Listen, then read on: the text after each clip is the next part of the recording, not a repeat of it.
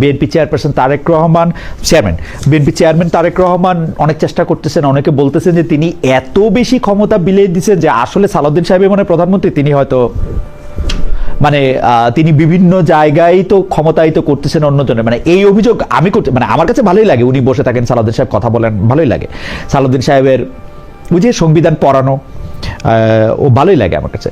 তা কিন্তু ঘটনা হচ্ছে যে উনি তো ক্ষমতার বিকেন্দ্রীকরণ করতে চেষ্টাই করতেছেন মনে হয়, মানে খোদ সংসদে থাকা অবস্থাতেও কথা বলতে ওকে দিচ্ছেন, খুবই খালেদ ভাই খুবই লো প্রোফাইল মেনটেন করছেন। আমি যদি সরকারকে মানব দেহের সঙ্গে তুলনা করি, মাথা হচ্ছে প্রধানমন্ত্রী। এখন আপনি যদি হাত দিয়ে ভাত না খেয়ে পা দিয়ে ভাত খান, তাহলে একটা লেজে গোবরে অবস্থা হয়ে যাবে না? মানে আইনমন্ত্রীর দায়িত্ব হলো সংবিধানের উপর লেকচার দেওয়া, সেটা যদি স্বরাষ্ট্রমন্ত্রী দেয় তাহলে আসলে আইন শৃঙ্খলাটা কে দেখবে? ওটা কি আইনমন্ত্রী দেখবেন? মানে এই যে একটা লেজে গোবরেকে যদি আপনি বলেন ক্ষমতার ভারসাম্য বিকেন্দ্রীকরণ, তাহলে আমার আর কিছু বলার নাই, কিন্তু আমি একটা লেজে গোবরে দেখতে পাচ্ছি আর কি। মানে এটা আমার সাথে, আমি জানি যারা পার মাতালের মতো দল মানে না করলে এটা একমত হওয়ার কথা, কিন্তু বেঁচে ফারানা আমি শুধু মানে আপনাকে একটু মনে করাই দিতে চাই যে তৃতীয় টার্মে যখন রেকর্ড করার জন্য টনি ব্লেয়ার প্রধানমন্ত্রী হলেন, যেটা 2005 সালের নির্বাচনে, তখন দেখা যেত যে টনি ব্লেয়ারকে কোনো প্রশ্ন করলেই তিনি চ্যান্সেলর অফ এক্সচেকার যিনি গর্ডন ব্রাউন, যিনি এবার পরে প্রধানমন্ত্রী হয়েছিলেন, তার কাছেই সবকিছু ঠেলে দিতেন। মানে এইটা টেলিভিশনে সংসদে সবকিছু, এটা তো অসুবিধাটা কি? মানে আমি যদি মনে করি এই উত্তরটা আমার এই কলিগ ভালো দিবেন, তিনি এখন স্বতন্ত্র মানে কি মন্ত্রী, এটা দেখার কি আমার খুব বেশি দরকার আছে? মানে তিনি অর্থমন্ত্রী ছিলেন গর্ডন ব্রাউন, মানে যদি আমি চ্যান্সেলর অফ দ্য এক্সচেকার, মানে আমি দর্শকদের জন্য বললাম, কিন্তু অর্থমন্ত্রী সকল বিষয়েই আসলে কথা বলতেন সে সময়।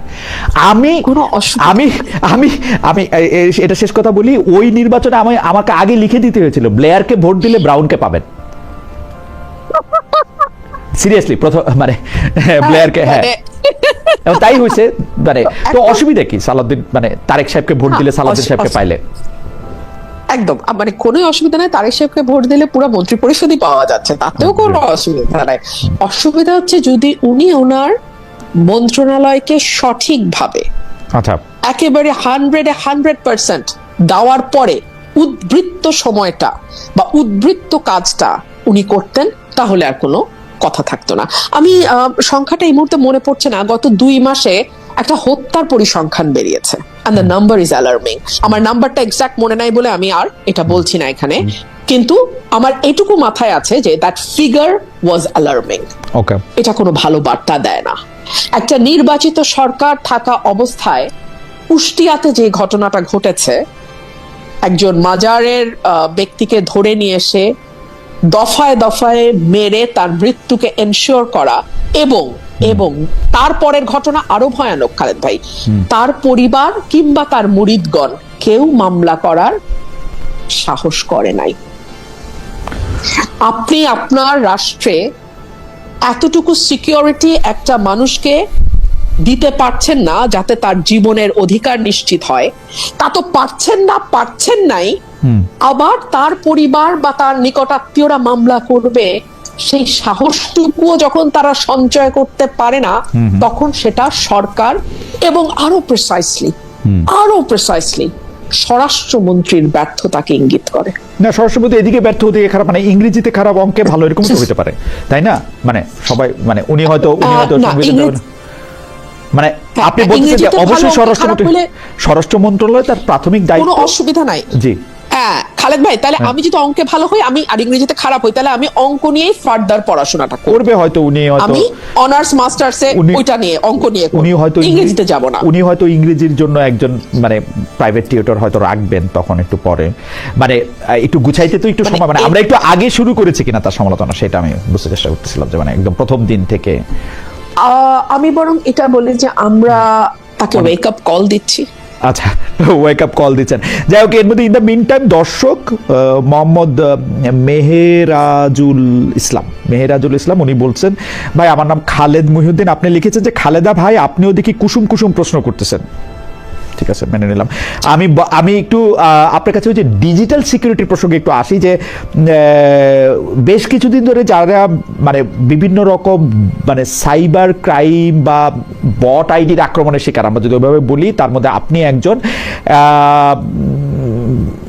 মানে প্রধানমন্ত্রীর তথ্য উপদেষ্টা সম্প্রতি বলেছেন যে কোনো ধরনের মিস ইনফরমেশন, ডিসইনফরমেশন এই সরকার টলারেট করবে না। আপনি এখন কেমন দেখতেছেন আসলে মত প্রকাশের স্বাধীনতা, এই bot ID, misinformation, disinformation, এগুলি আসলে কিভাবে আপনি দেখেন? মানে কথা হইলো যে আমরা কি কেউ আমার বিরুদ্ধে একটা মিথ্যা কথা বললো, আমরা কি তার আসলে গ্রেপ্তার দাবি করতেছি, সেইটা কি আবার বাক স্বাধীনতায় হস্তক্ষেপ করা হবে কিনা? মানে কি আছে যদি কেউ আমার বিরুদ্ধে একটা মিথ্যা কথা ছড়ায় বা একটা ফটো কার্ড তারা দেয়, এইটাকে আমরা এত অপরাধ হিসেবে কেন দেখবো, বা এখানে ফাইন লাইনটা কোথায়? ফাইন লাইনটা আমার কাছে যেটা মনে হয়, মানে আমি তো অসম্ভব রকম এগুলোর শিকার হয়েছি। একে তো নারী, তার উপর এস্টাবলিশমেন্ট বিরোধী নারী, তার উপর women with a voice. So আমাকে ভয়ানক রকম আক্রমণের শিকার হতে হয়েছে, এবং গত কয়েক বছর ধরে আসলে আমার কাছে মনে হচ্ছে ফাইন লাইনটা হচ্ছে যতক্ষণ পর্যন্ত না, হ্যাঁ, আপনার সেই মিথ্যা ফটো কার্ড একটা অস্থিরতা তৈরি করছে, ততক্ষণ পর্যন্ত এটাকে পাত্তা দেওয়ার কিছু নেই। ধরুন বলা হলো যে আপনি ধর্মের বিরুদ্ধে এই কথা বলেছেন, যেটা আপনি বলেন নাই, এবং এটা আপনার জীবন এবং আপনার পরিবারের উপর একটা হুমকি তৈরি করছে, তখন আমার মনে হয় এই ধরনের মিথ্যাকে দেন অ্যান্ড দেয়ার অ্যাড্রেস করতে হবে, দেন অ্যান্ড দেয়ার এই ব্যাপারে অ্যাকশন নিতে হবে। কিন্তু এর বাইরে আপনি আমার বিরুদ্ধে, আমি আপনার বিরুদ্ধে গালাগালি, নোংরা কথা, বিশ্রী মানে ফটোশপ করা, যা ইচ্ছা করে, আপনার যেরকম রুচি, আপনার রুচিকে আপনি প্রতিনিধিত্ব করেন, কোনো অসুবিধা নাই। আপনার রুচিকে আপনি প্রতিনিধিত্ব করেন, কোনো অসুবিধা নাই।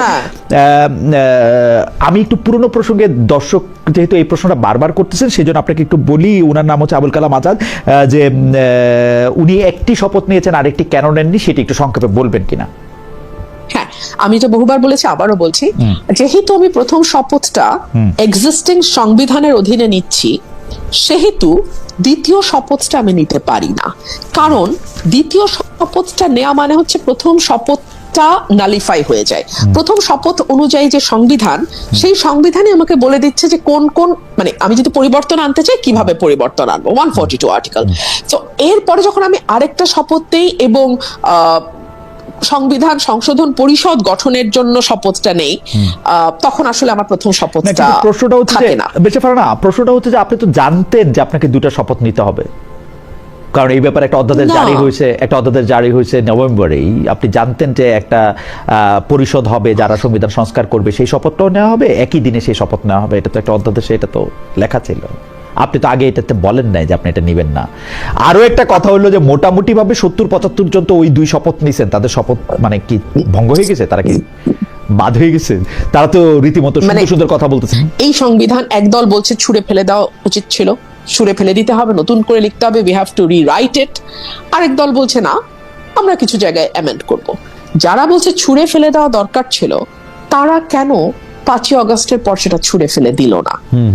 তারা কেন বিপ্লবী সরকার গঠন করলো না? এখন কি দাঁড়িয়েছে, সংবিধানের কিছু অংশ আপনি সুবিধা মতো মানছেন, কিছু অংশ আপনি সুবিধা মতো মানছেন না। মানে 106 অনুচ্ছেদ অনুযায়ী আপনি সংসদ গঠন, সরি, গভর্নমেন্ট ফর্ম করছেন, ইন্টারিম গভর্নমেন্টের কথা বলছি।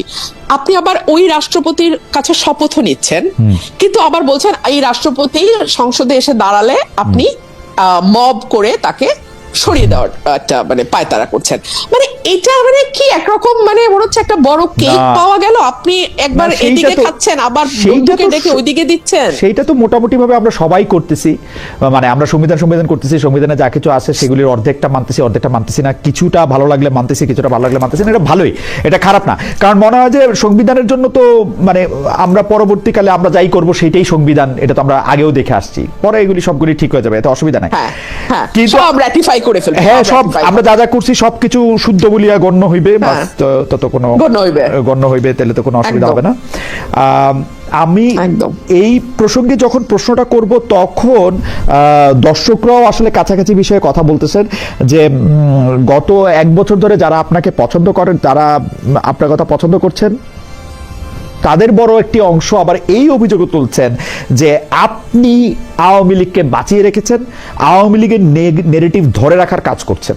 মানে আপনি আসলে একজন মানে গুপ্ত আওয়ামী লীগার, আপনার মনের মধ্যে আওয়ামী লীগটাই আছে, অনেকে এরকম বলতেছেন।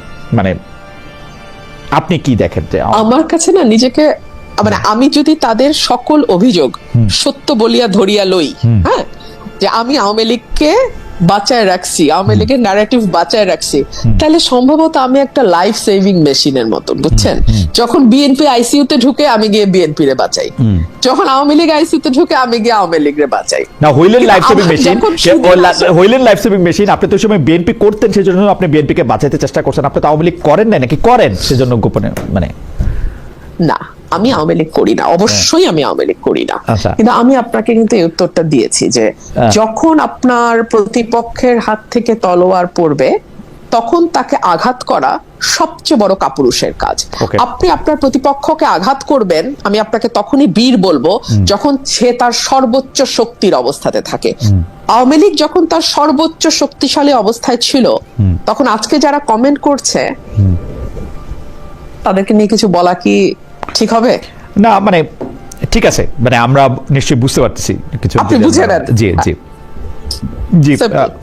তাহলে আপনি আসলে মানে আপনার বক্তব্যগুলি আওয়ামী লীগের পক্ষে এখন যাচ্ছে, কারণ হচ্ছে যে আপনি আসলে যার প্রতি অন্যায় হচ্ছে তার পক্ষে কথা বলছেন। ব্যাপারটা কি এরকম যে এখন সিম্পল, একদম একদম ভেরি সিম্পল। কিন্তু আওয়ামী লীগ এত বছর ধরে, মানে একটা প্রশ্ন তো আসেই যে আওয়ামী লীগ এত বছর ধরে যদি এত অন্যায় করতে পারলো, তার বিরুদ্ধে আসলে আমরা ন্যায় কেন করব? মানে অনেকে এই প্রশ্ন আমারও করে যে মানে অন্যায়রে তো অন্যায় দিয়ে করব কেন জানেন? হ্যাঁ জি বল। না না না না, কখনো না। জি, ঘৃণার পাল্টা ঘৃণা যখন আপনি শুরু করবেন না, ঘৃণার চাষের বাইরে আপনি আর কিছু দেখবেন না। মানে I for an I will make the entire society blind, right? So আমি সেটা করব না। তো আপনি যে আওয়ামী লীগের চেয়ে বেটার, আপনি আওয়ামী লীগকে সরাইছেন কেন? কারণ আওয়ামী লীগ খারাপ ছিল। তো আপনি যদি সেটাই আবার করেন তাহলে আওয়ামী লীগের দোষ কি ছিল? আপনি যদি সেই মিথ্যা মামলা দেন, আপনি যদি সেই গায়েবী মামলা দেন, আপনি যদি শিরিন শারমিন চৌধুরীকে তার এই বয়সে খুনের মামলা দিয়ে মাটিতে ফেলে দেন, ফর গডস সেক তাকে মাটিতে ফেলে দিতেন, হ্যাঁ, তো এটা যখন আমরা বিরোধী দলের নেত্রীকে এই হেনস্থা করা হয়েছিল, তখন সেটা যদি আমাদের কষ্ট লেগে থাকে, তাহলে আজকে যখন আবার কাউকে না কাউকে পলিটিক্স করার কারণে এভাবে হেনস্থা করছে কেউ না কেউ, তখন তো আমার সেটা প্রতিবাদ করতে হবে। না হলে তো আমার আগে প্রতিবাদটা লেজিটিমেট হয় না। তার মানে কি, যখন আমি ব্যক্তি দেখে প্রতিবাদ বেছে নেই, তার মানে আমি আসলে ন্যায়টাকে সমর্থন করি না, আমি ব্যক্তির চর্চাটা করি। আমি সেটা করতে চাই না খালেদ ভাই। বেঁচে ফেরা না, আমাদের আবার একটু পিছনে যেতে দিচ্ছে দর্শকদের কারণে। উনার নাম আমি সান্ধি অন্বেষা এরকম কিছু একটা নাম। উনি বলতেছেন রুমিন আপাকে এনসিপির 6 জন এমপিকে অ্যাপ্রোচ করেছেন ইউএস চুক্তি নিয়ে, করলে তাদের রিপ্লাই কি, না করলে উনার দাবিটা কতটা সঠিক? আপনি আসলে তাদেরকে অ্যাপ্রোচ করেছেন কিনা, যদি এক কথা জবাব দেন আমাদের অন্য প্রসঙ্গে যাওয়ার আগে। আমি যদি পাল্টা প্রশ্ন করি, 6 জন এমপি, না আমি অ্যাপ্রোচ করিনি, কারণ আমার মনে হয়েছে যে যদি তারা করারই হতো দলগতভাবে, তাদের এটা আর বহু আগেই করার কথা। আমি কোনো উপায় অন্ত না দেখি এককভাবে এটা তুলতে বাধ্য হয়েছে, এবং যেহেতু আমাদের হাতেও সময় নাই আর একদিন মাত্র, সো আমি পয়েন্ট অফ অর্ডার ছাড়া আমার আসলে আর কোনো উপায় ছিল না। ওকে ওকে, আরেকটা মন্তব্য আপনি নেন প্লিজ। উনি সংসদের স্বরাষ্ট্রমন্ত্রীর প্রশংসা করেন, কিন্তু এখানে সমালোচনা করছেন, এটা কি ঠিক? বিরোধিতা করলে সংসদে করতেন, এটা নিয়ে কি বলবেন? উনি ওনার নাম চায়না আরাফাত, ইয়াসিন আরাফাত, মানে যার নাম, হ্যাঁ ইয়াসিন আরাফাত বোধ হয়, মানে ঠিক আছে।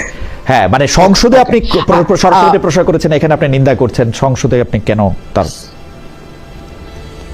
কিছু কথা আমরা সার্কাস্টিক্যালি বলি, সার্কাসম যদি না বোঝে তাহলে আসলে কিভাবে বুঝায় বলবো যে ওটা আসলে সার্কাসম ছিল, এটা কিন্তু একটা জোক ছিল, মানে জোক বলে দিয়ে আসলে একটু বলতে হবে যে আপনি একটু আমাদের দর্শকদের উদ্দেশ্যে একটু বলতে পারেন যে সংসদে আপনি আসলে স্বরাষ্ট্রমন্ত্রীকে নিয়ে কি বলেছেন, মানে জোকটাও যদি একটু বলতেন আর কি। তাহলে আমি কিন্তু আজকেও বলছি উনি সংবিধানে অসাধারণ। ও আচ্ছা আচ্ছা আচ্ছা, ওনার অসাধারণ অন্য জায়গায় হলে ভালো হতো। হ্যাঁ হ্যাঁ, অ্যাবসলিউটলি।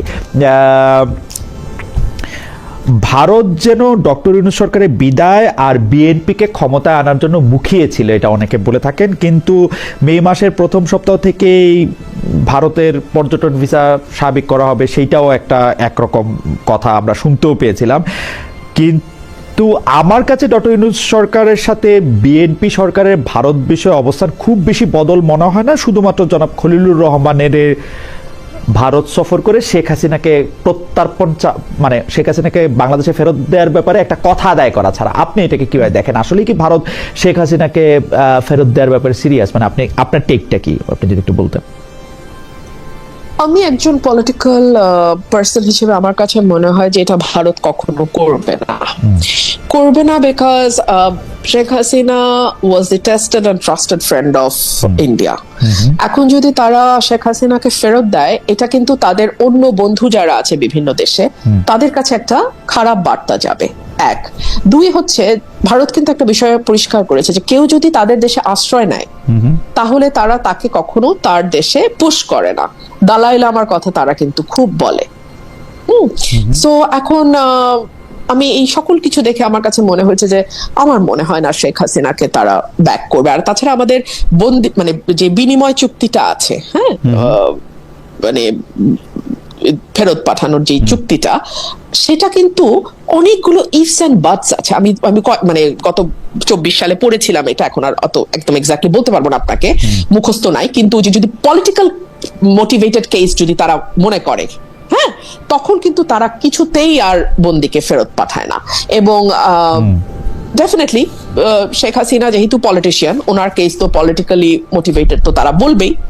তো মানে এইসব নানান দিক দেখে আমার কাছে মনে হয়েছে যে না, এটা তাদের ফেরত পাঠানোর কথা না। আমরা দর্শকদের কাছে জানতে চেয়েছিলাম, যুক্তরাষ্ট্রের সঙ্গে সই হওয়া বাণিজ্য চুক্তি জাতীয় সংসদে তোলার দাবি জানিয়েছেন স্বতন্ত্র সংসদ সদস্য রুমিন ফারহানা। সংসদে দেওয়া এই বক্তব্য সমর্থন করেন কিনা প্রিয় দর্শক? এই জরিপ দেওয়ার পরে 95% দর্শক মনে করেন যে এই বক্তব্য সঠিক, 5% বক্তব্য সমর্থন করছেন না। 5% দর্শক, 22,000 দর্শক আমাদের এখানে ভোট দিয়েছেন। আমাদের এইবারের প্রসঙ্গ হচ্ছে এনসিপি। আপনি এনসিপিতে যোগ দিতে পারেন সোশ্যাল মিডিয়াতে এমন আলোচনার প্রেক্ষিতে। আপনি নিজেই ফেসবুকে জবাব দিয়ে যা বলেছেন সেটি আমরা দেখেছি যে সরাসরি হা না বললেও পরে এক সাক্ষাৎকারে সেটিকে গুজব গুঞ্জন বলেছেন। আপনার ফেসবুক পোস্টে আপনি ইংরেজিতে বিখ্যাত বাণী একটা করেছেন, যার বাংলা অনুবাদ অনেকটা এরকম হতে পারে: গুজব রটায় নিন্দুকেরা, ছড়ায় বোকারা, আর বিশ্বাস করে গাধারা।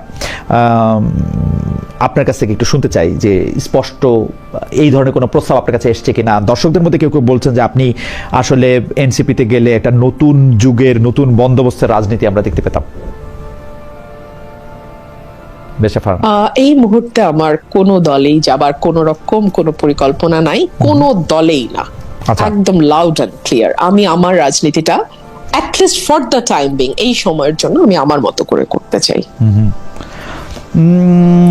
আপনি আপনার মতো করে করাটার ক্ষেত্রে এইটা কি আপনার কখনো মনে হয় কিনা, এই প্রশ্নটা আমার, যে আপনি আসলে সারা বাংলাদেশের সব বিষয়ে আপনি কথা বলার থেকে এখন কিছুটা আপনি কি এইটা প্রেফার করতেছেন যে আপনার সংসদীয় এলাকা নিয়ে কথা বলার কারণে? এর আগে আপনি ছিলেন মনোনীত সংসদ সদস্য, এবার যেহেতু আপনি সরাসরি ভোটে নির্বাচিত সংসদ সদস্য, আপনি আসলে আপনার সেই ব্রাহ্মণবাড়িয়ার আসনটা নিয়ে ভাবছেন, বাংলাদেশের পলিসি নিয়ে আপনাকে আসলে খুব বেশি মানে আপনার বলারও সুযোগ, দেখারও সুযোগ। আমি সেভাবে বলবো না, আমি সেভাবে বলবো না। দেখুন, আমি যে কয়টা বিষয়ে সংসদে আমাকে খুব কম সুযোগ দেওয়া হচ্ছে, ভীষণ কম, কিন্তু সেটার বেস্ট ইউটিলাইজ আমি করার চেষ্টা করেছি। এর মধ্যে আমি 50-50 হিসেবে ভাগ করেছি। ধরেন, হ্যাঁ, আমি মবের বিরুদ্ধে যেমন বলেছি, আমেরিকা বাংলাদেশ চুক্তির ব্যাপারে যেমন বলেছি, হামের টিকা নিয়েও বলেছি, আমি একই সাথে আবার আমার এলাকার যেই সমস্যাগুলো সেগুলো নিয়েও আমি কিন্তু কথা বলেছি। সো আমি মনে হয় যে আমি আমার খুবই সীমিত সুযোগকে 50-50 করে ভাগ করার চেষ্টা করেছি। আর আমার এলাকার প্রতিটা ভোটার 5 লক্ষ ভোটার আমার এলাকায়, খালেদ ভাই, আমি যদি সত্যিকার অর্থে মানে অন্তরের অন্তঃস্থল থেকে তাদের মানে যদি কারো প্রতি কৃতজ্ঞ থেকে থাকে, আমি আমার ভোটারদের প্রতি কৃতজ্ঞ। তারা আমার সকল অসম্মান, সকল অবহেলা, সকল আমি কি বলবো অন্যায়, এবং অন্যায় যেটা হয়েছে সেটার জবাব আমার এলাকার মানুষ দিয়েছে, আমাকে ভালোবেসে আমার পাশে দাঁড়িয়ে। এবং পুরো ভোটের সময়টা তারা যে কিভাবে আমার পাশে ছিল, শ্রম দিয়ে, অর্থ দিয়ে, আমার মনের জোর দিয়ে, কারণ সবাই বহিষ্কার হয়েছে, 200-র উপরে বহিষ্কার হয়েছে। বিশ্বাস করেন, একটা কর্মী যদি এসে আমাকে বলতো আপা বহিষ্কার হয়েছি, মনটা খারাপ, আমি ভেঙে যেতাম। এই একটা ছেলেও আমাকে বলেনি আপা মন খারাপ। সো ওদের এই ঋণ আমি কিভাবে শোধ করব?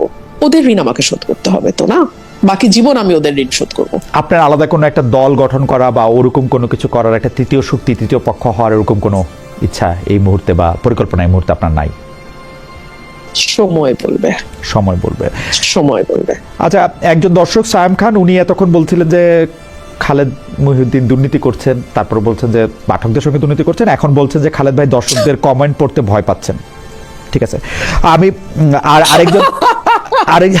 আরেকজন দর্শক উনি বলেছেন যে খালেদ ভাই গুপ্ত আওয়ামী লীগ রুমিন ফারহানাকে আইনের আওতায় আনাতে হবে সরকারকে, খালেদ ভাই রুমিন ফারহানাকে জানিয়ে দেন। ঠিক আছে, জানালাম, থ্যাংক ইউ। আমরা যে প্রশ্নটি করবো সেইটাও একটু আইনের সাথে সম্পর্কিত। নারী এমপিদের নিয়ে জামায়াতের একজন সংসদ সদস্য মানে কদর্য মন্তব্য করেছিলেন, আমি যদি এভাবে বলি, মানে একটু, যে তার এলাকার অনুষ্ঠানে আপনি সংসদে এই নিয়ে কথা বলেছেন, বিচার চেয়েছিলেন, কিন্তু স্পিকার তখন জানিয়ে দিলেন বিষয়টি আসলে সংসদের এখতিয়ারের বাইরে, যেহেতু এটা সংসদের মধ্যে ঘটে নাই। এ নিয়ে আপনি আইনি পদক্ষেপ নিয়েছেন কিনা, নেয়ার পরিকল্পনা আছে কিনা, ফর্মালি বা ইনফর্মালি জামাতের কেন্দ্রীয় স্তরে কোনো প্রতিকার চেয়েছেন কিনা? আমরা কিন্তু দেখেছি কাছাকাছি ঘটনা, বিদ্যুৎ জ্বালানি খনিজ সম্পদ মন্ত্রী ইকবাল হাসান মাহমুদ টুকুকে নিয়ে মানহানি করা মন্তব্য করার অভিযোগে জামায়াতের সেই এমপির বিরুদ্ধে মামলা করা হয়েছে। আমি একটু আগে তো এটার উত্তর দিলাম খালেদ ভাই, যে যতক্ষণ পর্যন্ত এটা কারো জান মাল এবং জীবনের উপর হুমকি তৈরি না করছে, ততক্ষণ পর্যন্ত এগুলোকে খুব বেশি না, কিন্তু আপনি সংসদে যেহেতু কথাটা তুলেছিলেন, সেই জন্য বলছি আর কি। আমাকে যেটা হয়েছে, জামাতের আমির নিজে ফোন করেছেন 2 বার, এন্ড দলগতভাবে ওরা দুঃখিত হয়েছে এবং আমার কাছে দুঃখ প্রকাশ করেছে, সরি বলেছে। আমার মনে হচ্ছে ঠিক আছে, এটা নিয়ে আর ফার্দার যাওয়ার দরকার নেই। আচ্ছা, জামাতের আমির নিজেই আপনাকে ফোন করেছেন এবং দলগতভাবে এই ব্যাপারটা নিয়ে মানে দুঃখ প্রকাশ করেছেন। এই ব্যাপারটাই আসলে মানে একটা ইনফরমেশন আমাদের জন্য। যাই হোক, এবারের মনোনয়ন, এটা আমাদের মানে শেষ প্রশ্নের আগের প্রশ্ন, এবারের মনোনয়ন, নির্বাচনের মনোনয়ন প্লাস সংরক্ষিত আসনে মনোনয়ন নিয়ে আপনার পর্যবেক্ষণ কি? আপনি একটু যদি পুরোটার ব্যাপারটা বলেন, কারণ জামাতে ইসলামী নারীদের আসলে মনোনয়ন দেয় নাই, তাদের যে এলআই এনসিপি মনোনয়ন দিলেও তাদের বেশ কিছু নারী সদস্য এবং গুরুত্বপূর্ণ নারী সদস্য আসলে ওই ইলেকশনে এক হওয়ার জন্য সেটা আলাদা হয়েছে, কিন্তু তারা মানে ইলেকশনে জামাতের সাথে জোট করার জন্য তারা আলাদা হয়ে গিয়েছে, কিন্তু তারপরেও তারা এটা বজায় রেখেছে ওই জোটটা। আবার বিএনপি মুখ চেনা কিছু লোককে নমিনেশন দিলেও সেটা সংখ্যা খুব কম মূল ইলেকশনে। সংরক্ষিত আসনে যাদের দিয়েছে তাদের মধ্যে সংস্কৃতি কর্মী এবং অনেকেই আসলে কিনেছিলেন, কিন্তু মূলত রাজনীতিবিদদের রাখা হয়েছে সেখানে। জামাত ইসলামী থেকে এবং এনসিপি থেকে যাদের মনোনয়ন দিয়েছে তাদেরকেও আপনি মোটামুটি চেনেন।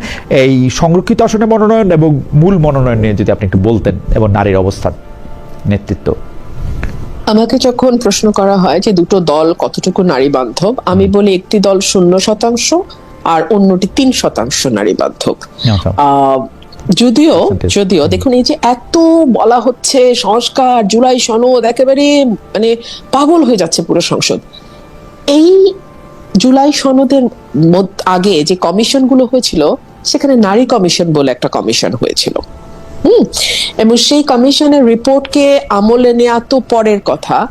সেই কমিশনে যারা সদস্য ছিলেন তাদেরকে যে ভাষায় পাবলিকলি অ্যাড্রেস করা হয়েছে, গালাগালি করা হয়েছে, ভেরি আনফরচুনেট, ভেরি আনফরচুনেট। এক দলের সবশীল বলছে নিজেকে, মুক্তিযুদ্ধের চেতনা লালন করছে প্রতি মুহূর্তে মুহূর্তে, কিন্তু নমিনেশন দেওয়ার সময় 3 পয়েন্ট সামথিং, এবং প্রত্যেকেই আবার পিতা বা স্বামীর কোটায় মনোনয়ন।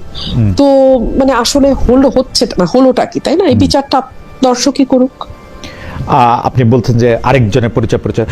যাই হোক, আওয়ামী লীগ নিয়ে আসলে আমাদের দর্শকদের প্রশ্নের শেষ নাই। একটা প্রশ্ন কমন, সেটা হচ্ছে যে আপনি আওয়ামী লীগের পক্ষে কথা বলছেন কারণ তারা মজলুম সেই জন্য, কিন্তু আপনি এটা নিয়ে মন্তব্য করবেন কিনা যে আওয়ামী লীগ তো ক্ষমা চায় নাই, এত বড় অপরাধ করার পর আওয়ামী লীগ যখন ক্ষমা চায় নাই, বা আওয়ামী লীগ কি তার কৃতকর্মের জন্য ক্ষমা চাইছে কিনা, আপনি কেন তার পক্ষে দাঁড়াচ্ছেন? এইটা ভবিষ্যতের ফেসিস্ট যদি কেউ হয়ে উঠতে চায় সেইটার পথ উন্মুক্ত করবে কিনা? আচ্ছা, দেখুন এখানে অনেকগুলো বিষয়। আওয়ামী লীগ ক্ষমা চায়নি, ক্ষমা চাওয়া না চাওয়াটা তার পলিটিক্যাল স্ট্র্যাটেজি বা ডিসিশন। ভুলও হতে পারে, শুদ্ধ হতে পারে, এটা সময় বলবে, এবং এটার মূল্য তার রাজনীতির মাধ্যমেই চুকাতে হবে।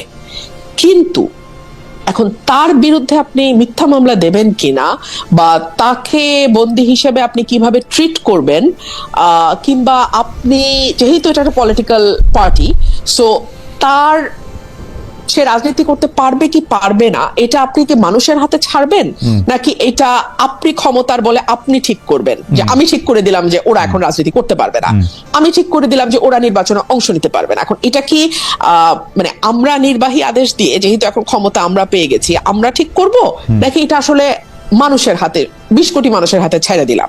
আচ্ছা ঠিক আছে, ভোট দেওয়া মানুষ ওরে, যেমন ধরেন জাতীয় পার্টিকে শূন্য একটা আসনও পায় না, জিএম কাদেরও জিততে পারে না নির্বাচনে, ঠিক আছে? এখন আওয়ামী লীগকে যদি মানুষ তার ভোট দিয়ে প্রত্যাখ্যান করতো, এই যে সরি বলে নাই, এই যে কোনো রিমোর্স নাই, এই যে তারা মানে অগস্ট মাসে এবং জুলাই মাসে ভয়াবহ গণহত্যা চালাইছে, ইত্যাদি ইত্যাদি ইত্যাদি, সো ইত্যাদি কারণে যদি মানুষ তাদেরকে ভোটের মাধ্যমে জবাব দিত, তাহলে রাজনীতিতে আওয়ামী লীগের অবস্থানটাকে আরো অনেক বেশি দুর্বল হইতো না? অবশ্যই। তাহলে কি আওয়ামী লীগের রাজনীতিটা আরো অনেক বেশি মানে মলিন হয়ে যাইতো না? কিন্তু সেই সুযোগটাই তো আমরা তাদের দিলাম না। অবশ্যই। আমার মনে আছে যে সম্ভবত আপনার সঙ্গেই আলাপে যখন ডয়চে ভেলেতে ছিলাম, আমি এরকম বলেছিলাম, যখন শেখ হাসিনা প্রধানমন্ত্রী আছেন, আমি তখন এরকম বলেছিলাম যে শুধু প্রধানমন্ত্রীর চেয়ারটা ছেড়ে দেন, তারপর শেখ রেহানাকে বানান প্রধান নির্বাচন কমিশনার, তারপরে ভোট দেন। একদম, তারপরে ভোট দেন, তারপরে ভোট দেন। আমার কাছে কিন্তু মনে হয় যে আওয়ামী লীগ বলতে যে জুজুর মানে মানে এইটা খুবই মানে বলা হয় যে আওয়ামী লীগ আসতে দিলেই আওয়ামী লীগ একদম, ব্যাপারটা আসলে সেরকম নাই হওয়ার কথা ছিল, এবং সেটা আসলে জনগণের কাছেই ছেড়ে দেওয়া উচিত ছিল। ব্যাপারে আমি আপনার সাথে একমত। যাই হোক, দর্শকদের আমি একটা জায়গায় একটু ক্লিয়ার করি। হ্যাঁ, আওয়ামী লীগ নিয়ে আমাকে নিয়ে খুব মানুষের তো খুব কৌতূহল। আমি মানুষকে একটা কথা বলি, আপনি যতবার মব করবেন, হ্যাঁ আমি বাংলাদেশের মানুষকে বলতেছি, আপনি যতবার মব করবেন, আপনি যতবার পিটায় মানুষকে মারবেন, আপনি যতবার মিথ্যা মামলা দায়ের করবেন, আপনি যতবার মানে সাবেক স্পিকারের মতন যার ইমেজ আছে তাকে মাটিতে ফেলবেন ধইরা নিয়ে যাওয়ার নাম কইরা, হ্যাঁ আপনি যতবার তাদের মতন মানুষের বিরুদ্ধে খুনের মামলা দিবেন, হ্যাঁ মানে যেটা আপনার কানে অদ্ভুত শুনাইতেছে, শিরিন শারমিন গিয়ে খুন করছে, হ্যাঁ মানে যেমন রুমিন ফারহানা, আমার কিন্তু খুনের মামলা ছিল আমার বিরুদ্ধে। তো এগুলা না, আপনি যতবার এগুলা করবেন, আপনি ততবার আপনার কর্মকাণ্ড দিয়ে আওয়ামী লীগের শক্তিশালী করবেন। লিখা রাখেন অ্যাবসলিউটলি। অন্যায় অন্যায় অন্যায় মানে ন্যায্যতা আসলে। যাই হোক, আমি আরো দু একজন দর্শকের মতামত আপনাকে একটু বলি। ওই দর্শকদের মতামতগুলি যেহেতু লাইভ কমেন্টগুলি সেগুলি হারিয়ে গেছে, কিন্তু সেগুলির মধ্যে অনেক দর্শক একমত হয়েছেন যে আমাদের সাথে মার্কিন যুক্তরাষ্ট্রের যে চুক্তি হয়েছে, সেই চুক্তিটা আমাদের জন্য ভালো কি খারাপ সেটা কোনো না কোনো ফরম্যাটে পুরোপুরি আলোচনা করা উচিত। আমি নিজে 36 পৃষ্ঠা চুক্তিটা পড়ে দেখেছি। আমার কাছে মনে হয়েছে যে যারা এই চুক্তি করছে তাদের শাস্তি হওয়া উচিত না, বরং তাদেরকে পুরস্কৃত করা হয়েছে, এই সরকার আইনা মন্ত্রী করা হয়েছে। আমি এটার কোনো জানি না এটা কি কেমনে এটা সম্ভব হলো, এবং খালি ডক্টর মোহাম্মদ ইউনূস সরকারে আমি দোষ দিচ্ছিলাম এই চুক্তিটা করার জন্য। পরে দেখি যে উনি বিএনপি এবং আওয়ামী লীগ দুই পক্ষের সঙ্গেই কথা বলছে, এবং দুই পক্ষই আসলে এই চুক্তিটাকে ভালোই বলতেছে, না কইরা কি উপায় ছিল, আমাদের নাকি অনেক বিপদ হইতো, এই হইতো সেই হইতো। তো সেটা নিয়ে আমি দাবি করি যে এটার মধ্যে একটা আলোচনা হোক। অনেক দর্শকও এটার মধ্যে এটা বলছেন যে আসলে মার্কিন যুক্তরাষ্ট্রের এই চুক্তিটা নিয়ে আমাদের অবশ্যই অবশ্যই অবশ্যই আলোচনা হওয়া উচিত, আমাদের জানা উচিত, ভালো হইলে ভালোটাও আমাদের বোঝা উচিত।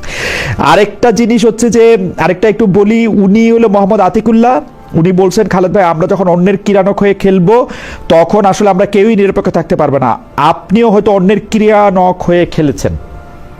বাহ, খুব ভালো। যাই হোক, আপনার রুমিন ফারহানা আমাকে অনেক দর্শক জিজ্ঞেস করে যে নেগেটিভ কমেন্টগুলি পড়ার দরকার কি। আমি মনে করি নেগেটিভ কমেন্টগুলি পড়ে আমি আসলে দেখতে চাই যে মানে আমি এঙ্গেজ করতে চাই তাদের সঙ্গে, তাদের বক্তব্যটাও সামনে আনতে চাই, কারণ তারা কেন আমাকে এত বেশি মানে এগুলি বলতেছেন সেটাও তো নিশ্চয়ই কারণ নিশ্চয়ই থাকবে। যাই হোক, রুমিন ফারহানা আপনাকে অনেক ধন্যবাদ। আপনি অনেকগুলি বিষয় আজকে মন্তব্য করেছেন যে বিএনপির আসন পরিবর্তন হয়েছে, যেটাকে শোষক থেকে শাসিত আপনি বলছেন। 21শে আগস্ট নিয়ে দলের নেগেটিভের বাইরে আপনি বলেন নাই, সেইটা সত্য বলার জায়গা আপনার সে সময় ছিল না বা অবস্থা সে সময় ছিল না। আপনার উত্তরের কারণে সাইবার অ্যাটাকও হতে পারে সেটা আপনি বলেছেন। আপনি বলেছেন যে এনসিপি অনেক বেশি রাইটলি ক্রিটিক করেছে গভর্নমেন্টকে, সেজন্য আপনি এনসিপিকে ধন্যবাদ দিয়েছেন। বিশেষ করে হাসনাত আব্দুল্লাহ নাম আপনি বলেছেন। আপনার মার্কিন যুক্তরাষ্ট্রের সাথে অসম চুক্তি নিয়ে যে 5 জন সংসদ সদস্য আপনার লাগতো সংসদে নোটিশ আকারে প্রচার করার জন্য, আপনি চ্যালেঞ্জ দিয়েছেন যে আপনাকে ছাড়া আরেকজন সংসদ সদস্যকে আমি দেখাতে পারবো কিনা। আমার অনুষ্ঠান আমি আশা করি যে আরো অনেক সংসদ সদস্য হয়তো দেখবেন বা তাদের কানে যাবে। আপনারা এটা নিশ্চয়ই একটু ভেবে দেখবেন, দেশের স্বার্থে এটা একটু ভেবে রাখা দরকার। আমার মনে হয় যে এটা আপনি দেখবেন। নির্বাচিত সরকার আর্মিকে ফেরত পাঠানোর জন্য ব্যর্থ বলে আপনি বলেছেন, যে এই জন্য আর্মি আসলে ফেরত পাঠাতে যাচ্ছে না, যদিও তারা অনেক ক্লান্ত। এরকম আরো অনেকগুলি বিষয় আপনি বলেছেন। রুমিন ফারহানা, আপনি যদি শেষ 2-1 লাইন কিছু বলতে চান বলে আমরা আজকের অনুষ্ঠান এখানে শেষ করি। আমি আসলে আপনার মাধ্যমে আবার একটা কথা পরিষ্কার করি, সেটা হচ্ছে রাজনীতিকে কেবলমাত্র রাজনীতি দিয়েই মোকাবেলা করা যায়। তাকে যদি আপনি নির্বাহী আদেশ দিয়ে মোকাবেলা করতে যান, তাকে যদি আপনি বল প্রয়োগে মোকাবেলা করতে যান, তাকে যদি আপনি অন্য কোনো ভাবে ষড়যন্ত্রের মাধ্যমে মোকাবেলা করতে যান, সেটা শতগুণ হয়ে আপনার দিকেই ফেরত আসবে। এইটুকুই। আপনাকে অনেক ধন্যবাদ ব্যারিস্টার রুমিন ফারহানা। অনেক দর্শক আমাদের সঙ্গে ছিলেন, তারা নানা রকম মন্তব্য করেছেন, ভালো ভালো কথা বলেছেন, আমার একটু নিন্দাবন্ধও করেছেন। তাদের সবাইকে ধন্যবাদ দিয়ে আজকের মতো অনুষ্ঠান এখানে শেষ করছি। ব্যারিস্টার ফারহানা, মানে একটু যে তার এলাকার অনুষ্ঠানে আপনি সংসদে এই নিয়ে কথা বলেছেন, বিচার চেয়েছিলেন, কিন্তু স্পিকার তখন জানিয়ে দিলেন বিষয়টি আসলে সংসদের এখতিয়ারের বাইরে, যেহেতু এটা সংসদের মধ্যে ঘটে নাই। এই নিয়ে আপনি আইনি পদক্ষেপ নিয়েছেন কিনা, নেয়ার পরিকল্পনা আছে কিনা, ফর্মালি বা ইনফর্মালি জামাতের কেন্দ্রীয় স্তরে কোনো প্রতিকার চেয়েছেন কিনা। আমরা কিন্তু দেখেছি কাছাকাছি ঘটনা, বিদ্যুৎ জ্বালানি খনিজ সম্পদ মন্ত্রী ইকবাল হাসান মাহমুদ টুকুকে নিয়ে মানহানি করা মন্তব্য করার অভিযোগে জামায়াতের সেই এমপির বিরুদ্ধে মামলা করা হয়েছে।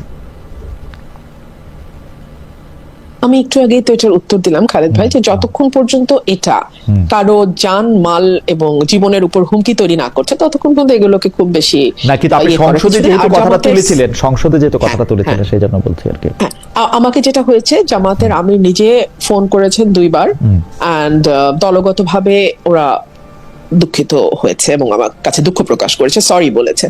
আমার মনে হচ্ছে ঠিক আছে, এটা নিয়ে আর ফার্দার যাওয়ার দরকার নেই। আচ্ছা, জামাতের আমির নিজেই আপনাকে ফোন করেছেন এবং দলগতভাবে এই ব্যাপারটা নিয়ে মানে দুঃখ প্রকাশ করেছেন। এই ব্যাপারটাই আসলে মানে একটা ইনফরমেশন আমাদের জন্য। যাই হোক, এবারের মনোনয়ন, এটা আমাদের মানে শেষ প্রশ্নের আগের প্রশ্ন। এবারের মনোনয়ন, নির্বাচনের মনোনয়ন প্লাস সংরক্ষিত আসনে মনোনয়ন নিয়ে আপনার পর্যবেক্ষণ কি? আপনি একটু যদি পুরোটার ব্যাপারটা বলেন, কারণ জামাতে ইসলামী নারীদের আসলে মনোনয়ন দেয় নাই। তাদের যে এলআই এনসিপি মনোনয়ন দিলেও তাদের বেশ কিছু নারী সদস্য এবং গুরুত্বপূর্ণ নারী সদস্য আসলে ওই ইলেকশনে এক হওয়ার জন্য সেটা আলাদা হয়েছে, কিন্তু তারা মানে ইলেকশনে জামাতের সাথে জোট করার জন্য তারা আলাদা হয়ে গিয়েছে, কিন্তু তারপরেও তারা এটা বজায় রেখেছে ওই জোটটা। আবার বিএনপি মুখ চেনা কিছু লোককে নমিনেশন দিল, সেটা সংখ্যা খুব কম। মূল ইলেকশনে সংরক্ষিত আসনে যাদের দিয়েছে তাদের মধ্যে সংস্কৃতি কর্মী এবং অনেকেই আসলে কিনেছিলেন, কিন্তু মূলত রাজনীতিবিদদের রাখা হয়েছে সেখানে। জামাতে ইসলামী থেকে এবং এনসিপি থেকে যাদের মনোনয়ন দিয়েছে তাদেরকেও আপনি মোটামুটি চেনেন। এই সংরক্ষিত আসনে মনোনয়ন এবং মূল মনোনয়ন নিয়ে যদি আপনি একটু বলতেন, এবং নারীর অবস্থান, নেতৃত্ব। আমাকে যখন প্রশ্ন করা হয় যে দুটো দল কতটুকু নারী বান্ধব, আমি বলি একটি দল 0% আর অন্যটি 3% নারী বান্ধব। যদিও দেখুন, এই যে এত বলা হচ্ছে সংস্কার, জুলাই সনদ, একেবারে মানে পাগল হয়ে যাচ্ছে পুরো সংসদ। এই জুলাই সনদের আগে যে কমিশন গুলো হয়েছিল, সেখানে নারী কমিশন বলে একটা কমিশন হয়েছিল, এবং সেই কমিশনের রিপোর্টকে আমলে নেওয়া তো পরের কথা। সেই কমিশনে যারা সদস্য ছিলেন তাদেরকে যে ভাষায় পাবলিকলি অ্যাড্রেস করা হয়েছে, গালাগালি করা হয়েছে, ভেরি আনফরচুনেট, ভেরি আনফরচুনেট। এক দলের সবশীল বলছে নিজেকে, মুক্তিযুদ্ধের চেতনা লালন করছে প্রতি মুহূর্তে, কিন্তু নমিনেশন দেওয়ার সময় 3 পয়েন্ট সামথিং, এবং প্রত্যেকেই আবার পিতা বা স্বামীর কোটায় মনোনয়ন। তো মানে আসলে হলোটা কি, তাই না? এই বিচারটা দর্শকই করুক। আপনি বলছেন যে আরেকজনের পরিচয়। যাই হোক, আওয়ামী লীগ নিয়ে আসলে আমাদের দর্শকদের প্রশ্নের শেষ নাই। একটা প্রশ্ন কমন, সেটা হচ্ছে যে আপনি আওয়ামী লীগের পক্ষে কথা বলছেন কারণ তারা মজলুম সেই জন্য, কিন্তু আপনি এটা নিয়ে মন্তব্য করবেন কিনা যে আওয়ামী লীগ তো ক্ষমা চায় নাই, এত বড় অপরাধ করার পর আওয়ামী লীগ যখন ক্ষমা চায় নাই, বা আওয়ামী লীগ কি তার কৃতকর্মের জন্য ক্ষমা চাইছে কিনা, আপনি কেন তার পক্ষে দাঁড়াচ্ছেন? এইটা ভবিষ্যতের ফেসিস্ট যদি কেউ হয়ে উঠতে চায় সেইটার পথ উন্মুক্ত করবে কিনা? আচ্ছা, দেখুন এখানে অনেকগুলো বিষয়। আওয়ামী লীগ ক্ষমা চায়নি, ক্ষমা চাওয়া না চাওয়াটা তার পলিটিক্যাল স্ট্র্যাটেজি বা ডিসিশন। ভুলও হতে পারে, শুদ্ধ হতে পারে, এটা সময় বলবে, এবং এটার মূল্য তার রাজনীতির মাধ্যমেই চুকাতে হবে। কিন্তু এখন তার বিরুদ্ধে আপনি মিথ্যা মামলা দেবেন কিনা, বা তাকে বন্দী হিসেবে আপনি কিভাবে ট্রিট করবেন, কিংবা আপনি যেহেতু এটা একটা পলিটিক্যাল পার্টি, সো তার সে রাজনীতি করতে পারবে কি পারবে না, এটা আপনি কি মানুষের হাতে ছাড়বেন, নাকি এটা আপনি ক্ষমতার বলে আপনি ঠিক করবেন যে আমি ঠিক করে দিলাম যে ওরা এখন রাজনীতি করতে পারবে না, আমি ঠিক করে দিলাম যে ওরা নির্বাচনে অংশ নিতে পারবে না। এখন এটা কি মানে আমরা নির্বাহী আদেশ দিয়ে, যেহেতু এখন ক্ষমতা আমরা পেয়ে গেছি, আমরা ঠিক করব, নাকি এটা আসলে মানুষের হাতে, 20 কোটি মানুষের হাতে ছেড়ে দিলাম? আচ্ছা ঠিক আছে, ভোট দেওয়া মানুষ ওরে, যেমন ধরেন জাতীয় পার্টিকে শূন্য একটা আসনও পায় না, জিএম কাদেরও জিততে পারে না নির্বাচনে, ঠিক আছে? এখন আওয়ামী লীগকে যদি মানুষ তার ভোট দিয়ে প্রত্যাখ্যান করতো, এই যে সরি বলে নাই, এই যে কোনো রিমোর্স নাই, এই যে তারা মানে অগস্ট মাসে এবং জুলাই মাসে